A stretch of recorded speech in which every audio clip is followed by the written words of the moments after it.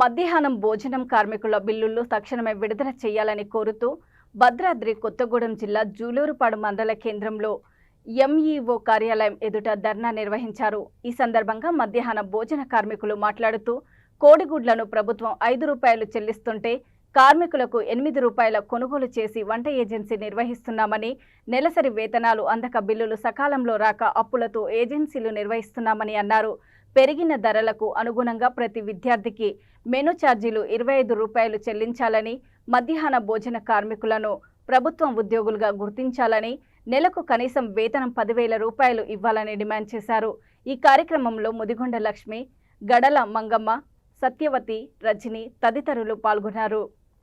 కార్మికుల బిల్లులను గుర్తించాలి. మధ్యాహ్న భోజన కార్మికులను ప్రభుత్వ ఉద్యోగులుగా విడుదల చేయాలి. పెండింగ్ లో ఉన్న మధ్యాహ్న భోజన కార్మికుల బిల్లులను ప్రభుత్వం కోడిగుడ్లను వెంటనే సప్లై చేయాలి. ప్రభుత్వం కోడిగుడ్లను వెంటనే విడుదల చేయాలి. పెండింగ్ లో ఉన్న మధ్యాహ్న భోజన కార్మికుల బిల్లులను రక్షించాలి. మధ్యాహ్న భోజన కార్మికుల అయ్యా, మేము మిడ్ డే మీల్స్ వర్కర్లం. గత 20 సంవత్సరాలుగా మిడ్ డే మీల్స్ వండుతున్నాము. మాకు ఇంత మట్టికి నెల వేతనాలు లేవు.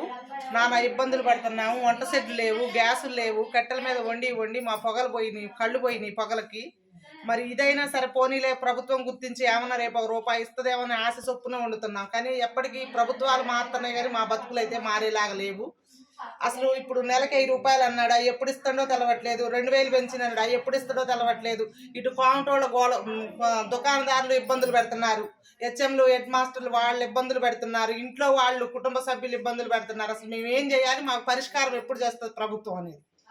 ఏ నెల కా నెల ఎన్ని రూపాయి ఇచ్చినా, పావలా ఇచ్చినా, ఇగో ఈ నెల మీకు ఇస్తున్నారని గవర్నమెంట్ వాళ్ళతో పాటు మాకు కూడా ఇస్తే మేము దాన్ని ఏదో ఒకటి చేసుకోగలుగుతాం. మేము ఆ పొయ్యిలో పడి చచ్చిపోతామో తెలవదు, బతుకుతుందో తెలవదు. మా పిల్లలకి ఏమనేది, మాకు బీమా ఒకటి కావాలి, యూనిఫామ్ కావాలి. ముందు మేము ఇప్పుడు మేము అల్లబడి చచ్చిపోయిన అనుకో మా పిల్లలు అనాథలు అయిపోతారు. మేము 20 సంవత్సరాల నుంచి చేసి మేమే ముసలోడం అయిపోయాం. మాకు పెన్షన్ కావాలి, మాకు మెయిన్ పెన్షన్ కావాలి. మేము రేపు 60 సంవత్సరాల తర్వాత మీరు వద్దు పోండి అంటే అప్పుడు మేము ఏం పనులు చేసుకున్నాం? ఇప్పుడే ముసలోడం అయిపోయినాం. మేము 20 సంవత్సరాల నుంచి ఎంత రోజు ఒక మనిషికి వచ్చేసి స్కూల్కి వచ్చేసి 500-600 మంది పిల్లలకు వండి పెడుతున్నాం. అదే వాళ్ళ అమ్మోళ్ళు పెట్టిన భోజనం కూడా మేము వండి పెడుతున్నాం.